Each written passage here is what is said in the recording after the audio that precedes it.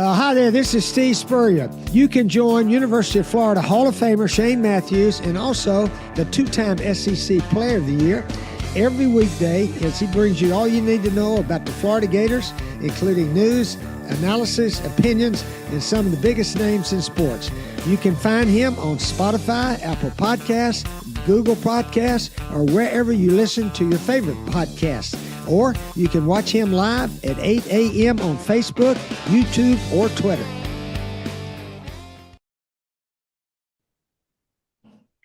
Well, how about that? Happy Friday to you. I believe it's the last day of February, 2025. PodUp with Matthews in the morning, coming to you from the International Diamond Center Studios.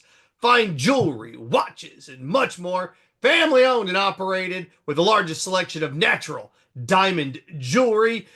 Seth Harp in for the QB today. Of course, JC waiting in the wings. You want to be a part of the show? Multiple ways of doing it. Quality Plumbing.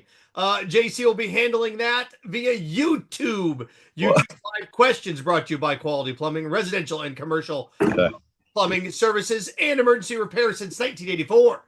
That's 41 years, gang. The name says it all. Text line via Titan MRI. Titan MRI text line 352-353-7465. That's 352-353-7465. Facebook Live questions brought to you by Meldon Law, the only official injury and accident law firm partner of the Florida Gators. Also, got to thank David Steele as well. JC, it's been far too long. I believe it was right before the Orange Bowl that I was headed down to observe. It's been about a month. Good to talk to you again, brother.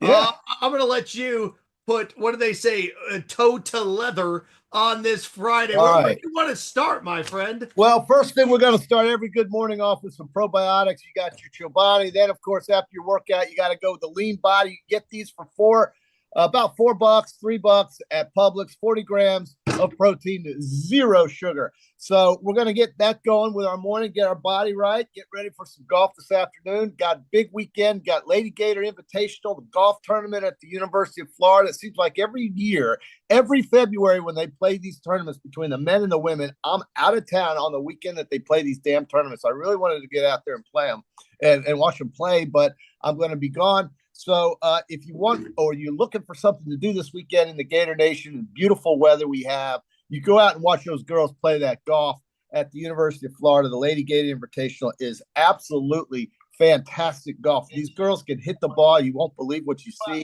They are tremendously accurate, great putters. It's fun to watch. I think it's fun to watch if you like golf. Speaking of golf, how about Mr. 59, Jake, good afternoon nap. I mean, gee whiz, a 59 at the Bear Trap. You've got to be out of your mind. Kidding me? Are you kidding me? A 59? This guy was unbelievable yesterday on that golf course. You're playing on that grass, a different grass. Bermuda actually is now it's overseeded, so there's not as much of that Bermuda that they hate, that I hate, but that we play with in Florida. But nonetheless, a 59 is spectacular from Jake Knapp. The guy, Shannon and I picked Daniel Berger. He's right there at -8. He's a Florida State guy from the area. So we've got that step. You're going to roll into the basketball situation this weekend. And then I got a little news out of the SEC from the University of Texas that basically has a lot to do with the upcoming scheduling going forward in football. So we got a lot of things to hit on in the next hour or so there, Seth. Yeah, and, Florida baseball plays Miami as well this weekend. We're going to find out. We heard earlier this week from Mark Lansing, the president of the Jaguars. They're going to make their decision on whether or not Jaguar home football games are going to take place at Ben Hill Griffin Stadium or down in Orlando at the artist formerly known as the Citrus Bowl when they leave the city of Jacksonville in 2027. So we start to ask ourselves, do we want to see 5 or 6 games in Gainesville on a Sunday or on a Monday or a Thursday, depending on how it looks. Once that's so huge. Place, do we need the stadium renovated before then? So we'll dive into all of that. Well, I think the insides with the locker rooms, that's got to be done. Something's got to be done with that. NFL teams can't deal with these little tiny locker rooms. So Yeah, that was the only reason why they might have gone to Orlando. I'd love it to see in Gainesville. I'd love to see the Jags play the Jets in Gainesville. Who would want to see that? I mean, you kidding me? It'd be so fun. So I'm hoping for it. Yeah, we're going to look at that as well. Also, you mentioned college basketball. Let's start off with that. And I know it's been hammered out because it happened 3 days ago, but the egg that was laid against Georgia. The one thing about this basketball team, JC, is that it's never gotten the flu this year. And let me explain. What's happened with this basketball team at times, it's got a runny nose or it's gotten a sore throat, but you can get over that in 2 or 3 days, right? But it's never gotten the flu. They've never lost back-to-back games. When they do lose, they come back and pound their opponent. I think following losses, their average margin of victory is something like 19 points, 20 points. So when they lose, they come back and they come back in grandiose fashion. It was the worst loss of the year that they've had. It cost them a shot at the regular season SEC crown. So wait a minute, you think that was the worst loss of the season at Georgia instead of that 40-point effort at Tennessee? You like? Yeah.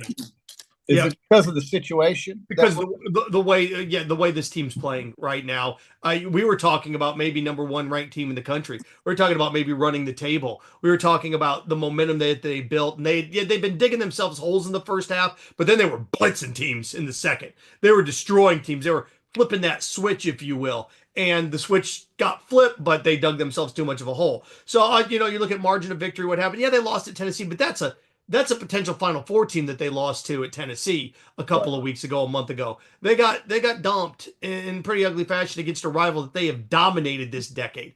Absolutely dominated. So I do think it's the worst loss.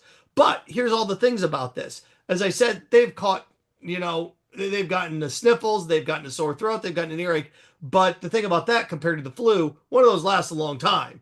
The other one lasts just a couple of days. So we'll see if they bounce back, and they've got a great opportunity. Of course, I hate using that word. Word's used too much, but we're going to use it anyway. They have the foray into not only getting back on track, but maybe their second best win at home of the year when game day comes to town. So I sit here and I ask you, JC, looking at the way things stand today, we are less than a month away from Selection Sunday. What is this team right now? They're the 4 or 5 seed in the SEC conference. So they're still the 3 seed. My apologies. With the loss this weekend, they'd be the 4 or 5. Heading into this, hosting a chance to pretty much secure themselves a top 3 finish in the conference. When you put the weight on a game front and center that we see tomorrow, JC. Yeah. Oh, and look, A&M's lost 3 in a row. I'm trying to preface all this. A&M's lost 3 in a row. That's right. This weekend, this game, to me, is a gigantic pendulum swing for them. Because if they lose at home, they're going to finish 4 or 5 in the conference, and it's a heck of a lot different, JC, when you get into SEC tournament play and you have to play if you win your opening round, then you have to play a 5, then you have to play a 1, then you have to play the 2 or 3. I threw a lot out at you, man. Well, what do you think about what's at stake for game day this weekend? Well, I want to see the crazies to come out and to represent the university in a basketball fashion that gets this nationwide notoriety and attention that I think we've all been waiting for, especially this conference. With the way this conference has been playing basketball this season, it is clearly the best conference in basketball, and people now have taken notice, and it's probably been much longer than what I'm thinking. But this is the first time I can remember Jay Bills setting up shop and Reese Davis setting up shop. I don't even know. Is it Jay Bills? It's somebody. Anyway, these guys setting up shop on the floor of the O'Connell Center or Exact Tech Arena, whatever you want to call it. This is a big chance, though, for Florida because Alabama is playing Tennessee. That's an opportunity to catch a game up on one of those 2 teams. Missouri is at Vanderbilt. Vanderbilt is no joke. They are a tournament team. They won on the road at Texas A&M the other day. Vanderbilt could easily beat Missouri. That's another opportunity to take to get a game up on them. And then, of course, Texas A&M, as you said, has lost a couple of games in a row. So this is a huge chance for Florida to get back on the winning track. I'm not as worried about that Georgia game, I think, as maybe a lot of others. Remember, the Gators going into that game had won something like 6 straight over this Mike White guy. They had covered, and as I always say, good teams win, great teams cover. They had covered 6 straight times, and they are one of only 4 teams to cover the spread 20 times this season. So as to your point about them bouncing back, they don't let things linger. No. And so by not letting things linger, I'm looking for Florida, who's coming into this game against Texas A&M as a probably going to be a 3 to 4, maybe even 5-point favorite, to definitely cover in this game. Beat Texas A&M, who's struggling right now, and this is the time you want to reestablish where you're at overall. Number 5 seed overall, I think, in the country is where we're looking right now today. But as you said, if they don't pick up this win tomorrow night, it will go down from there. So this is a big, big game, as is the baseball, as is the golf. We've got softball.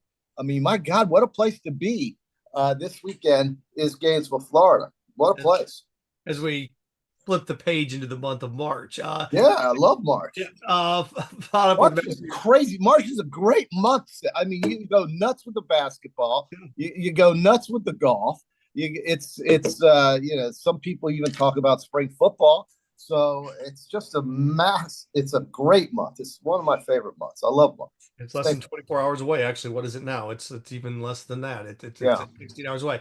PodUp with Matthews in the morning is brought to you in part by Comfort Temp Heating and Air, your number one local HVAC company, professional and experienced technicians keeping you informed throughout the entire project. Visit comforttemp.com. That's comforttemp.com. Comfort Temp Heating and Air. Comfort is their business. Peace of mind is the promise. Also brought to you in part of service of Silverback Concrete. Silverback Concrete builds firm foundations for generations. You stand on it. We stand by it. Something I went through and looked at, JC, too, is we do a little basketball here and then pivot into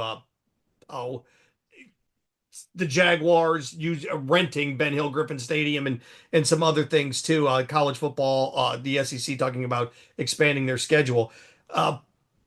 Dan, great Macho Man shirt. Seth, thank you very much. I got all sorts of them, man. I'm a sucker for 80s wrestling. Let's see here.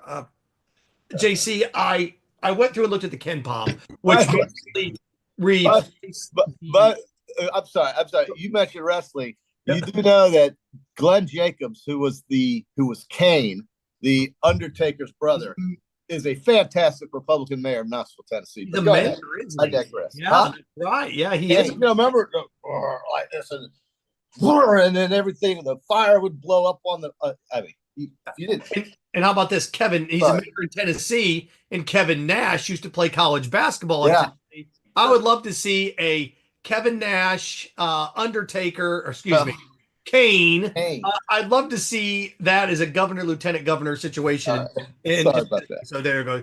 Sorry, I didn't mean to digress there. No, it's good. Wrestling. You're very cerebral. No, I looked at the Ken Palm, which replaced Sagarin, which replaced the RPI and all those things when it comes to ratings, and found this out. 22 so you learned something with a little harp on sports here. 22 of the last 23 national champions have been in the top 20 in offensive and defensive efficiency. 22 of the last 23. Now that goes without saying, but it's, everybody talks about, oh my God, I can't believe UConn was a 7 seed and won, and I can't believe this team was a 6 seed and won. They're still in the top 20 of offensive and defensive efficiency. So I wanted to look really quick, JC, at the teams that were the highest in there, in the top 5. Auburn is not in the top 5 in both. Auburn is 1 on offense and 12 on defense. Florida is one of 3 teams in the top 10 in both. They are 4th in offense and 1 in defense. There's only 1 team that's in the top 5 in offensive and defensive efficiency. Again, teams that have won 22 of the last 23 titles are in the top 20 in both. The only team that's in the top 5 in both is Duke. Duke, number 2, offensive efficiency, or number 4, offensive efficiency, and number 2, defensive efficiency. So when you're looking for teams, what this shows you is, again, it's like anything else, like the NFL. If you have great offense and terrible defense, you're going to get beat eventually, and vice versa, right? The Chiefs found that out the hard way earlier this month. So it just goes to show you that, despite what may happen, you could lose to Georgia and what occurs throughout the course of the season, Florida's still one of the top 5 teams in the country and one of only top 5 teams in the country that are in the top 10 in offensive and defensive efficiency. And what does that show us? 97% of the time, teams finishing in that category cut down the nets in early April. But you know, one of the things we saw Wednesday night was how Georgia spread their defense to the perimeter and really hampered Florida's play at the center, at the middle of the court. And they couldn't get the ball to the rim as easily or as efficiently in that first half against Georgia. Fell behind by 26. The thing I worry about is that everybody's got video. Everybody can watch tape. Everybody can figure out maybe this will work against the Florida Fighting Gators. So this is going to be Todd Golden's job, is to try to, work around some of the things that people are going to try to do against them. And I certainly expect Texas A&M to be very aggressive defensively on Saturday and to try to force Florida into uncomfortable offensive sets and positions. And I don't know much about basketball, but I will tell you this. If you're playing around with the basketball outside the arc, you got problems, because the shot clock is not going to stop ticking. And Florida's strength, I think, is going inside. Let the guards do what they do, but get that ball inside, pull the defense, make them play at the basket, and then the guards can shoot. The big guys can step outside and shoot. And I think Florida will be better off if they can figure out ways to break that perimeter defense the teams seem to be throwing at them, and certainly worked on Wednesday night in the Georgia game. So that makes sense? Yeah, no, yeah, and look, every now and then you just have one of those nights. No, you do. Yeah. I hope it's not one of those nights in mid-March like Purdue did a couple years ago, like Virginia did a couple years ago. They were a 1 seed and got thumped. That's right. With a win, you start to do the math on this, JC. Yeah. With a win, Florida, you look at, as the season starts to wind down here, they guarantee themselves with a win a top 6 seed in the SEC. Now you may sit there and say, okay, well, what, top 6, so what? Well, I mean, when you're talking about guaranteeing things with a couple games to go, it's important. You want to finish in the top 4 or 5, I think, when it comes to this conference, just because of who you're going to play and where you're going to play them. Well, we know where you're going to play them here in a couple weeks. And also, let's face it, JC, with the loss this weekend, a number 1 seed all of a sudden is no longer a check.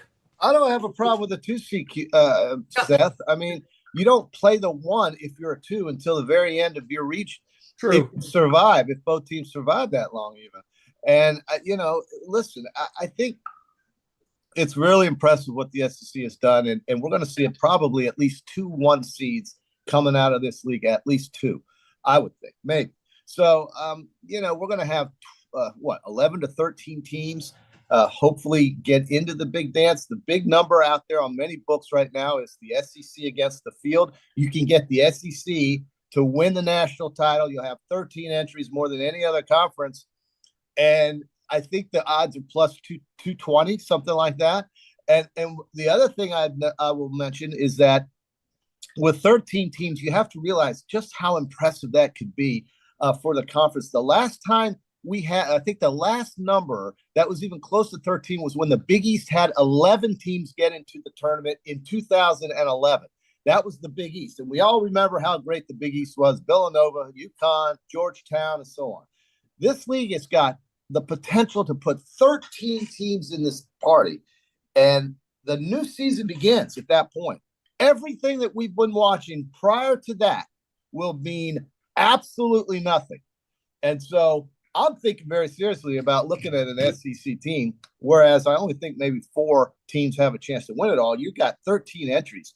Somebody catches fire against the rest of the field. That would be an interesting bet at 2 to 1. So we'll see how that goes. Yeah, and one last thing before we pivot here and go into college basketball or college football a little bit, that where Florida is and what you've had is the SEC so top heavy.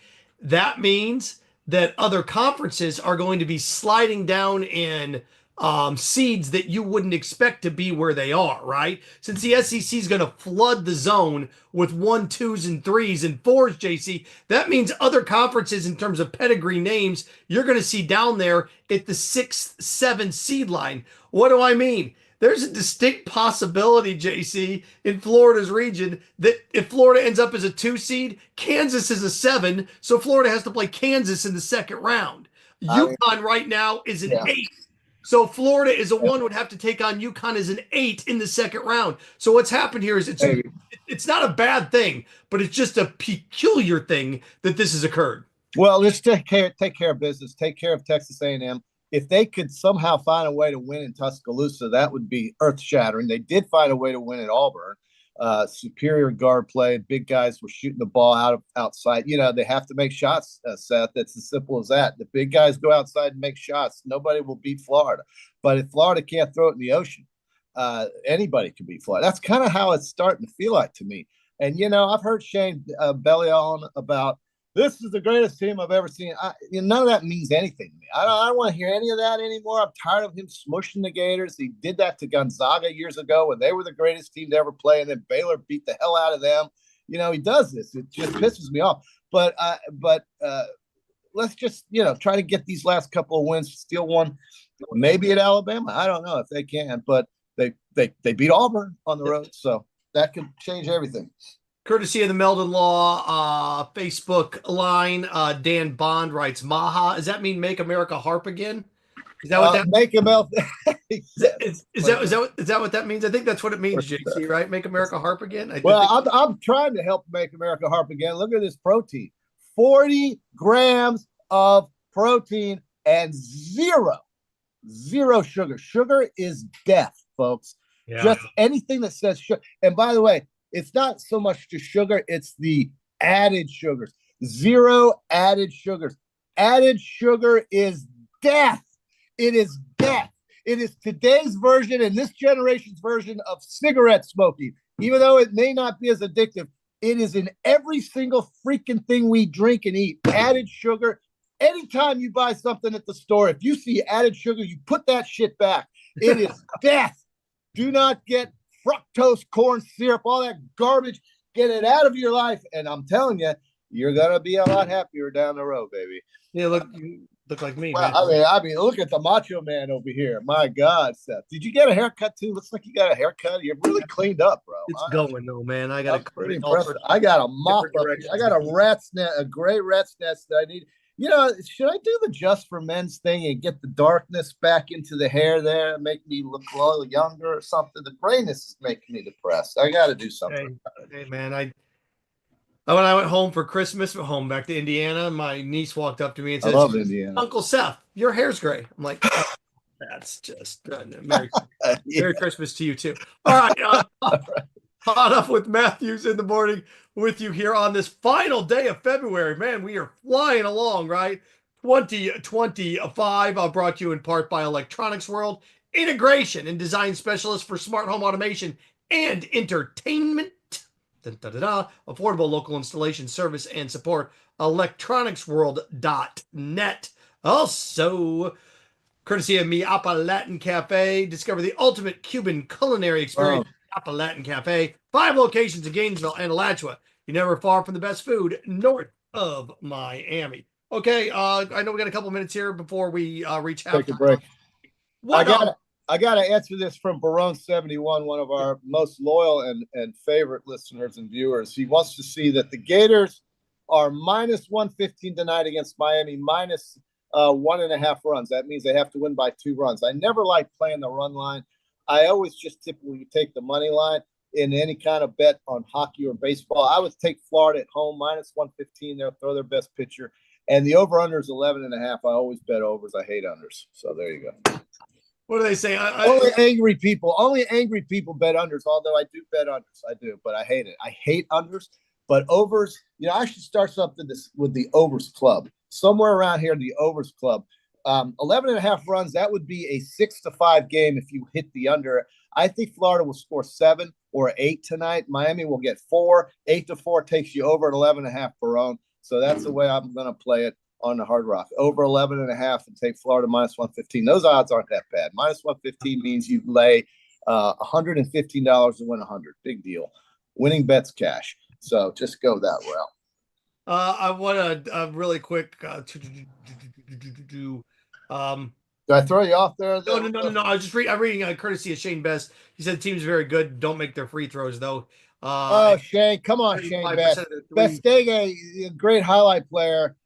He used to play highlight with me back in the 90s. I beat the hell out. I wore him out.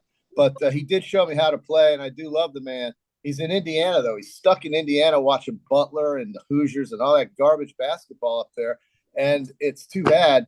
But free throws are going to be important. He's right, but I'm not as worried. I just not as worried. I will tell you this though, as somebody that grew up there and have friends there, have alums there, be leery of the Indiana fan base and Todd Golden. What is that? Tell me what you mean by that.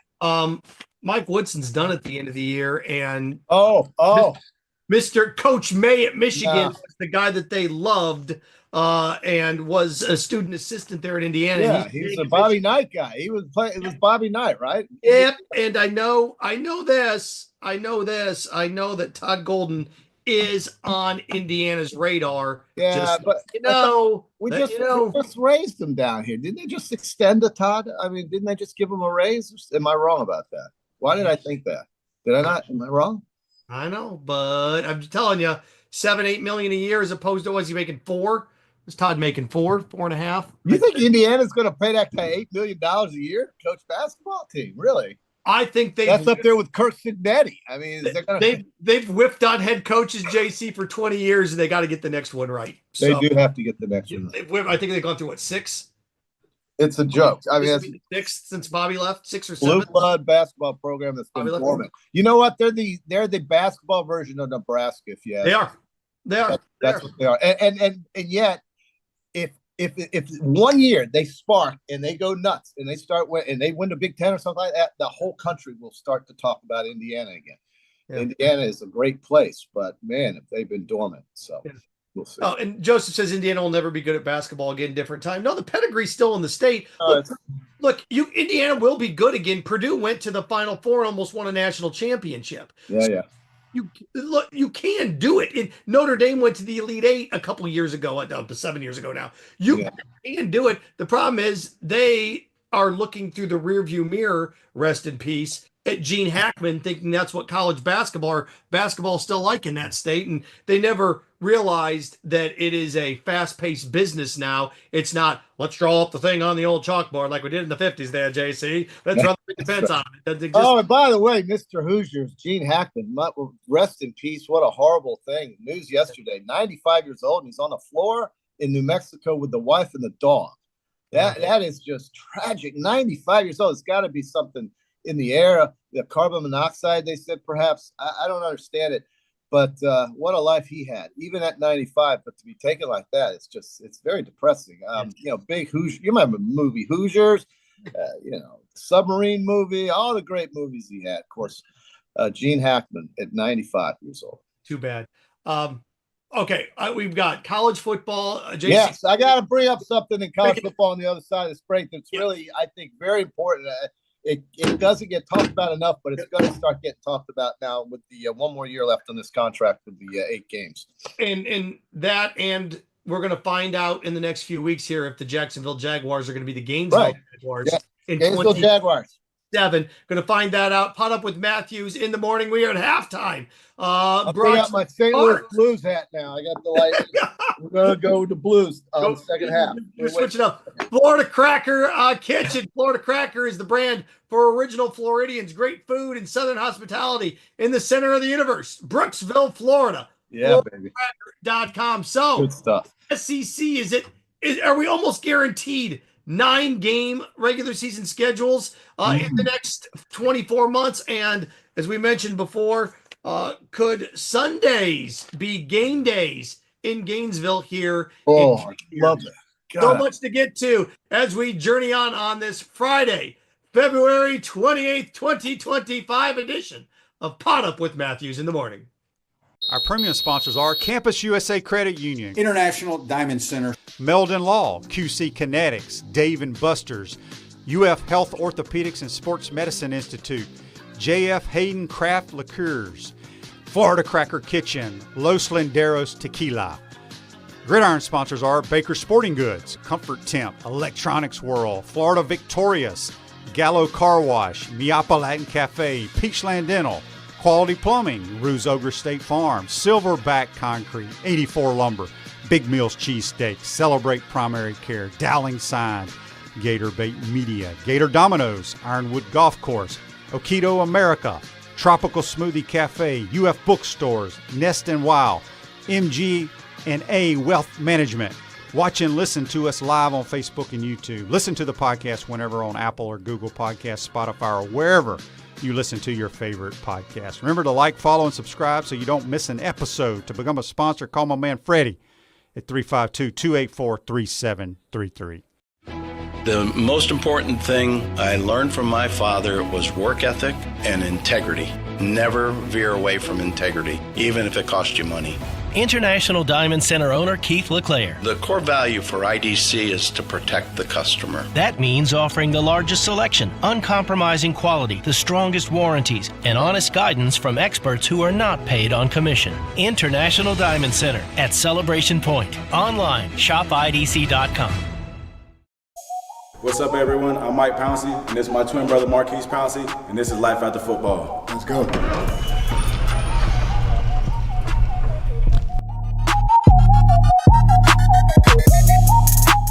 We are the owners of Tropical Distillery, and JF Hayden's is our liqueur brand.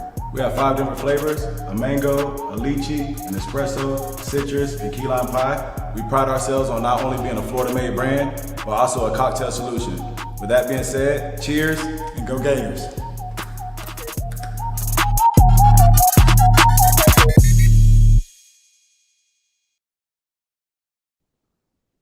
We journey on, second half action here. PodUp with Matthews in the morning. Seth Harp, Harp on Sports, harponsports.com with you on this Friday. Of course, JC with us as well, as he always is. I'm the one that's pinch hitting.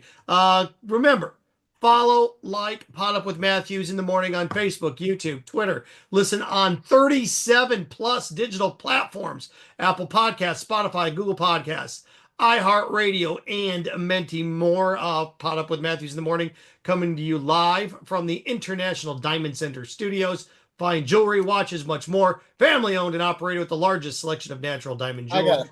Yes, I've got a question for you. Go ahead. Coach Spurrier had his coaching awards deal on Monday night at the restaurant, the beautiful Spurrier's Gridiron Grill restaurant, with the great TV upstairs advisors that Freddie finally put in. God bless him. So he had Dabo down here. He had Shane Beamer. He had Marcus Freeman of Notre Dame was down there in the restaurant at attendance. But guess who wasn't there? And my question to you would be, if you were Billy Napier, would that have been a place you'd have showed up to on Monday night, or does it make it seem like, you know what, that was a different generation? He was a different, the coaches he's honoring are today's generation. Yeah. Do you think Billy should have shown up? And I'm not telling Billy what to do or anything. He's, he does his own thing, but he didn't show up. Yeah. And so is that, do you have a feeling about that at all, or do you not care less? Yeah, I'm glad he didn't show up. You're glad he didn't show up, okay? He didn't win. No, he didn't win, but Marcus Freeman didn't win either, but he had a player that was honored. So that's why Marcus Freeman showed up. Let's get on a plane so I can honor my player and then fly back to Notre Dame. That's a lot to do in a day, and he showed up. Billy gets in a car, drives 10 miles, and says, look, I'm the guy that owns this place. I'm the Florida Gators head coach. This restaurant's in Gainesville. Steve Spurrier is a person I grew up watching. And I am the presence of the Florida Fighting Gators football program. This is my town. This is my country. And we won 8 games last year, dude. So we're coming back this year with the same schedule, basically just different sites. And hopefully we win more than 8 games, including the bowl game. So you say it's no big deal that he didn't show up. Okay. Yeah, JC, I look at it this way. If I'm not invited, I don't go, but I'm always invited. Oh, dude, Billy Napier is invited anywhere. He's got literally the keys to the city if he wants them. I'm saying this. He needs to get out more so that people, because first of all, he doesn't talk to the media. We all know that. Yeah. I can't count how many times on my hands that Edgar Thompson voices frustration over the fact that the access is basically so controlled. And there's really not the old days where you had relationships with these coaches and you really got information and you weren't spoon-fed whatever it is they wanted you to talk about. That's not journalism. Journalism is when you get out there and get the stories and you don't just re-quote what they tell the SID, okay? Billy is a guy to me that if he wants to endear himself to the Florida Gator Nation, he shows up to places like this. He lets people know that, okay, great. There's Marcus Freeman, there's Dabo Sweeney, and there is Shane Beamer. I'm the guy running the program down here, and I'm just here to talk. I'm just here to mingle. I'm just here to jingle. And I'm here to eat some free food that Freddie's going to bring me because it's damn good. Why wouldn't you go to that? What's he going to do? Sit around on Monday night and watch Cinemax or something? I mean, what the hell? Go out there and do something, Billy. Come on, get out there and shake it up a little bit. Spurs love to see you. I think. No, hey, look, hey, I mean, JC, are you kidding me? If I'm the head coach, I'm making $8 million, $7 million a year, and they have a big coaching event across the street from where I live, and I'm not there. I don't know. To me, it's just straight. It's not how my personality works, man. I would have been there, raised in hell with everybody. Maybe he was working out. Maybe not the same gym as me, but maybe that's what he was doing. No, look, I 6 of one, half dozen other. I see your point. If it's something honoring somebody else and I have nothing to do with it, if I'm not nominated or any of the films I'm nominated for aren't in the Oscars, I'm not going. If I'm an actor, so okay. But it's football. You know what? If he's a player, he would. Let me ask you this: if he had won 11 games or 12 games, gone to the college football playoff, you think he'd have been invited? You think people would want to see him? Yeah. Maybe they'd want to see the coach of the Gators in a restaurant in Gainesville where everything is orange and blue. Maybe the legend has got his name on the wall. Maybe the guy who's running the program here, just because he won 8 games, if he had won 12 games and lost to Ohio State in the finals, you don't think he would have been invited? I guarantee he would have been invited. Something in this courtesy of Meldon Law Facebook Live. Fight yourself is what I'm saying. I can see it either way there. I agree totally with Karen. But it's not important. It's not an issue. I just found it weird.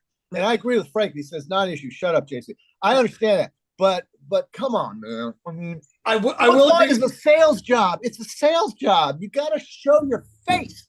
You got to be out there in the crowd, man. You got to get out there and make kids want to be your guy. You know, I understand.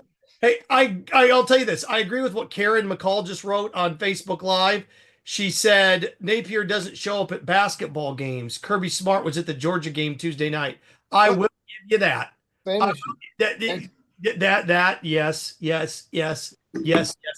Karen, I'll give you that. He wants people to like him, yes. Win football games and they'll like him. But there are other things to the gig, in my opinion, having watched what's going on around the country and who's good at it. And I don't know. Yeah. No, and he goes to basketball games. I know he doesn't like to be front and center. And, unfortunately, and Joseph writes that. He's like, he likes to sit up at the top. Yeah, he does. But if you're going to be the face of something, that means you're the face of it.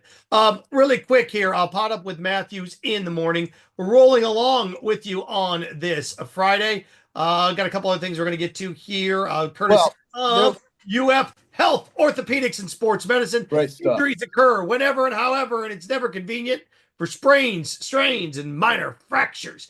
UF Health Ortho Care makes it convenient for you 7 days a week, including evenings. Walk-ins are welcome. They helped me with my torn labrum a couple of years ago. JC, I'm back to fit as a fiddle. I'm back in my fighting weight, so can't thank them enough. Oh boy, way to go.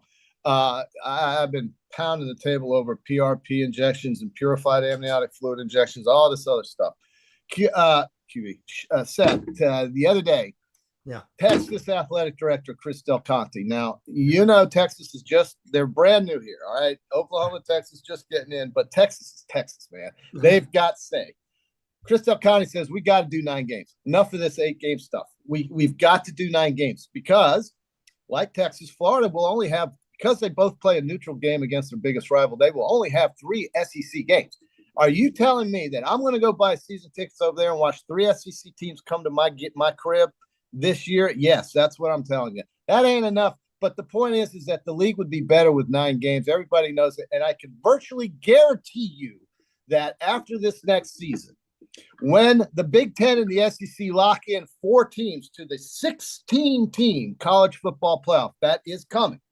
When they lock in 4 automatic bids, I promise you they will have, and I'm going to reiterate this next week, they will have a 9-game SEC schedule, which everybody wants. Everybody wants it. We don't want to watch FAU come here. We don't want to watch the College of Charleston. I do not want to look at what the hell is it from Long Island that's coming down here in August? Who is it, Seth? I mean, please, enough of this. Enough. Those days are over.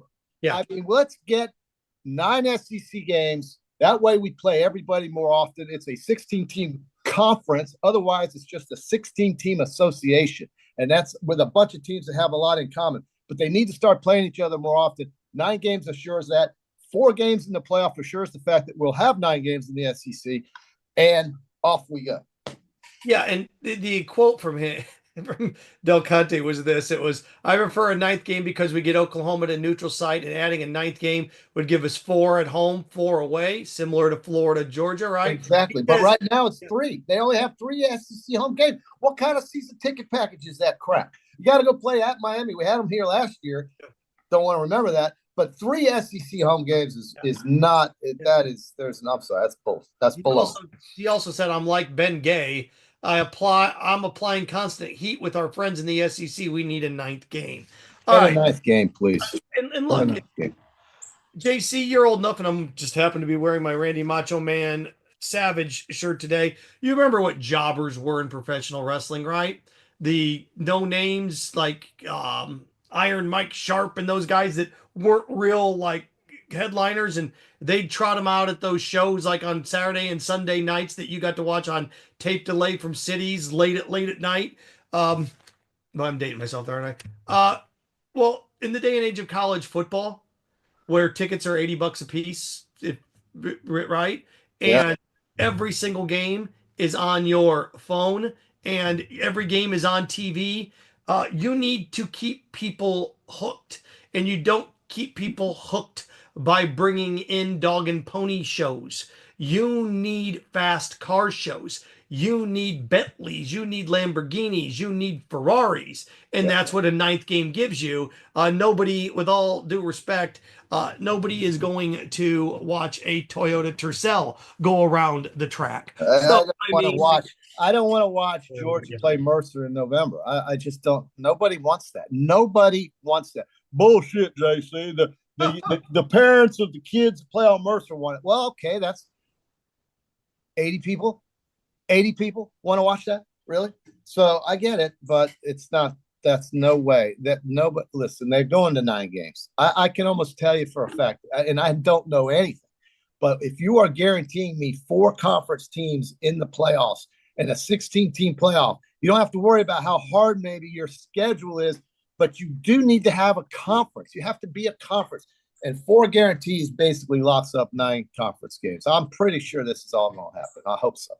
Yeah, and we talk about the balance. It also means you get to play teams more often, right? There's some teams that you only may get to play one team. The Auburn Tigers in our conference? Is Arkansas in our conference? When was the last time I saw Georgia play at Texas A&M? It's never happened, I don't think. When's the last time Florida played Auburn, JC? Right. And that used to be a yearly annual thing with the Auburn Tigers. Every time before the Georgia Bulldogs, the Auburn Tigers were on the Florida football schedule every year in the 80s. I go back quite a long time ago, but come on, man. Let's perjury. It's not hard. It's just scheduling. I don't want to hear all the excuses why we can't do it. Just do it. The Big Ten does it. If the Big Ten does it, the SEC should do it. They got 18 teams, by the way. 18 teams. There was a day and age where the thought process, we've got to get as many of our bowl teams in our conference bowl eligible as possible, like Mississippi State and Vanderbilt. So what you're doing is you are punishing the elite to reward the bottom 5%, bottom 10%. And it's sorry. I just. So do you agree with me on the 9 games, Seth? Good God, I've been wanting this for a decade. You bet. You bet, baby. You think properly, I think. Yeah. So I glossed you there for a second. I hope I'm still coming in loud and clear. You're loud and clear. Yeah, okay. So no, I not only do I get it done, I like the idea of one game in the conference being a neutral site game too for everybody. Right? There was a time when it was in Arkansas and A&M where it was in Houston. No, it's in Dallas every year. Yeah, it's in Dallas. That's where it is. Yeah, Dallas every year. Texas, Oklahoma's in Dallas every year. Dallas, by the way, could be a place where we rotate the SEC championship game if we're going to have a true SEC championship game, which, by the way, what is that going to mean when we have 4 guarantees into the playoffs? What are these championships? You could walk into the ACC and the Big Ten championship games last year for less than $20, dude. Yeah. Right? Like, I'm going to go do that when I know my team's going to be either at home or traveling in the following week or in 2 weeks. Yeah, I don't know what it's going to mean, but I think we're heading toward an NFL-style playoff. That's what we're doing. And I can tell you this, as somebody that was, my dad, we grew up home games. We grew up near South Bend, and following Notre Dame, you had to pick and choose, right? It's like, not going to go to the home game against Indiana in the playoffs, not going to go to the Sugar Bowl, but would go to the Orange Bowl, but probably not going to go to the National Championship. Maybe we can go to the Sugar Bowl and the Orange Bowl for the price of one ticket for the National Champ.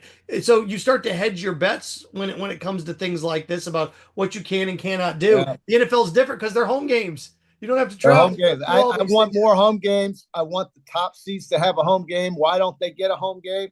Their fan base is asked to travel 4 different places in a month. Forget it. It's not realistic. It's not practical. I have a friend from Ohio State who skipped the Cotton Bowl in Dallas so he could go to Atlanta. And guess what? He got priced out of the game in Atlanta and didn't get to go. I said, oh, great. So you drove up to Atlanta to just hang around a bunch of fans and go to Applebee's and watch a game. That's what you did? Yeah, I mean, you could have gone to Dallas, so you, like you said, you can make these choices to go to a playoff atmosphere game, or better yet, have a game on campus. I hope they expand the home games to the top seeds in football. What would be better than having a December game right over here at the Swamp and watch the Michigan Wolverines roll in for a playoff game, or watch the Notre Dame Fighting Irish come in, or the USC Trojans roll in for a playoff game on campus? Are you kidding me? That would be better than Christmas. Better than Christmas, all right? So, I mean, that's just an opportunity they have to make happen, or they can just keep it sterile and go to these neutral sites that people barely can afford to go to. Did you see what Delta wants to just fly to Gulfport, Mississippi? Have you ever checked that out lately? Check it out. It's asinine. It's not doable right now in today's inflationary world. So hopefully we can get some of these cost controls, that get these costs down. And we'll never have cost controls, but just get these costs down, and hopefully we'll have more affordability out there in the world. I want to ask you one final thing. We're going to get to what is going to happen here in Gainesville, where the Jacksonville Jaguars, we're going to find out in the next 2 weeks here if they're going to be the Gainesville Jaguars. Really quick, PodUp with Matthews in the Morning is a service of Campus USA Credit Union. Time for This Day in Sports, brought to you by Campus USA Credit Union. Put some star power to work in your financial life with Campus USA Credit Union. 85 years ago, JC, 85 years ago today, the first televised basketball game ever occurred. Wow. 85 years ago today. Where was that? It was a 50-37 epic offensive juggernaut of a game in which Pitt beat Fordham. The Fordham Rams lost to the Panthers. So that 85 years ago. 85 years ago today. Also, 65 years ago today, Team USA won its first hockey gold medal at Squaw Valley, beating Czechoslovakia 9-4. Ooh, Squaw Valley. Okay. Well, it's hockey season. I've got my Blues. I started off with the Lightning. The Lightning won 8-1 and won their last 10. The Blues won 3 straight. Great Midwestern city. So I'm kind of now into the hockey. I'm excited about hockey. I'm excited about golf. I'm excited about the spring sports here at UF, the basketball tournament that's coming. Thank God everything is on TV. We get a chance to play on Hard Rock while we watch all of this stuff. What could be better right now in the world? Yeah, rolling along. Speaking of what could be better, I know that you start to think about money, right? And let's face it, money rules the world. It does. And you start to look at the financial impact of something that Scott Strickland has to decide, that the city, Harvey Ward has to think about, right? What do you do with regards to Ben Hill Griffin Stadium? Why the Jaguars? Mark Lamping had a press conference earlier this week, said the team is a month away from submitting a report to the league about their options for the 2027 season. They've started the process what do they call it? The Stadium of the Future there in Jacksonville. We've known for some time that the Jaguars are going to play in a reduced capacity stadium 2025, a really reduced 26. capacity That's stadium 26. Reduced to 26. 26. 27, they got to leave. They're out. They put the lid on that thing. Lamping says they're going to make a recommendation to the league, and then the league, they'll go back and forth. So apparently it's Camping World or Ben Hill Griffin Wow. Stadium with multiple games also in London. So if it's a 8-game schedule, you may see 5 games here in Gainesville, Orlando, and 3 in London. It's a great opportunity to upgrade this place over here. Yeah. I mean, just do it. Make these locker rooms compatible to NFL guidelines and have some NFL football on the day after Florida game. Could you imagine the economic impact for this quaint little town? I hope it happens. I'm leaning that they'll go to Orlando instead, but that is an absolute nightmare to get around to. The parking is horrible. Of course, parking's not good here either, but it's a lot easier for us, right? So I don't think people in Orlando care, frankly. I don't think they care about sports at all. So I mean, unless it's maybe soccer. So I'm all for Gainesville. I hope it happens, Seth. And this would give the university a chance to really do something special to the stadium and give a lot of, once again, back to the attention thing for the University of Florida. You sell this place, man. Napier's got to get out and sell his program. He's doing it, I think. I don't know. He wasn't there Monday night. That's just a little personal thing with me. But you sell. It's a sales job.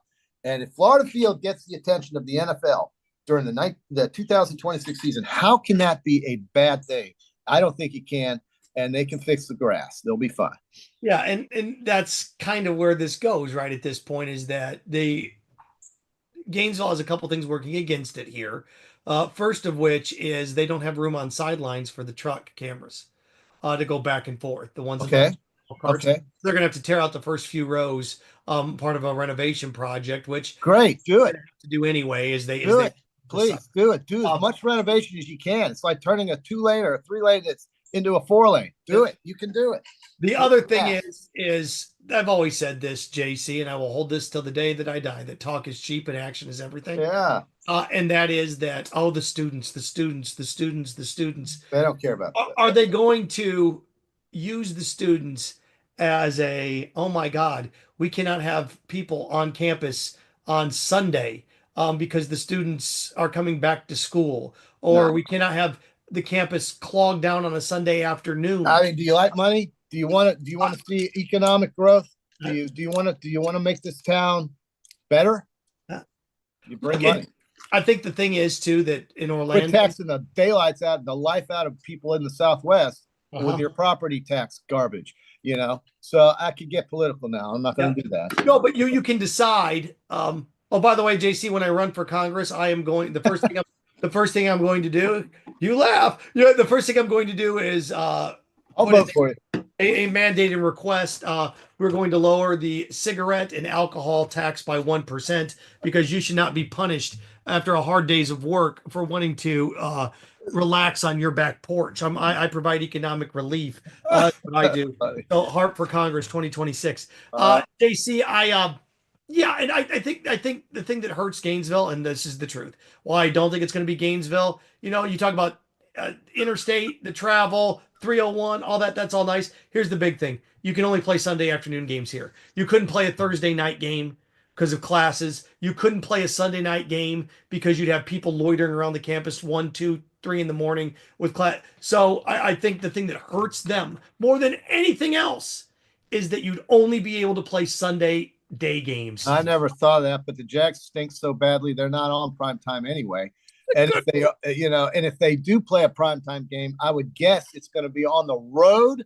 So you can stick them on a Thursday night game at Carolina, whatever. But, I hear you with the students and whatnot. But, look, I that's to me, I think it's just about the facility more than anything, and whether or not there's a real drive or desire to get that place up and modernized in time for something like 2026. I don't know. Things move very slowly around here.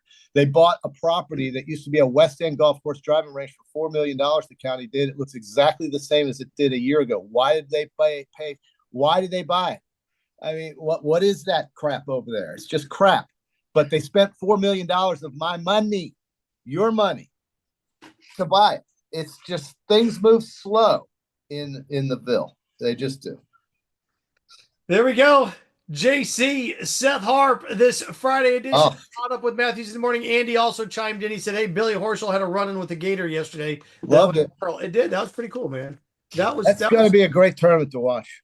Yeah, time flies, man. It's hard to believe we're here in March.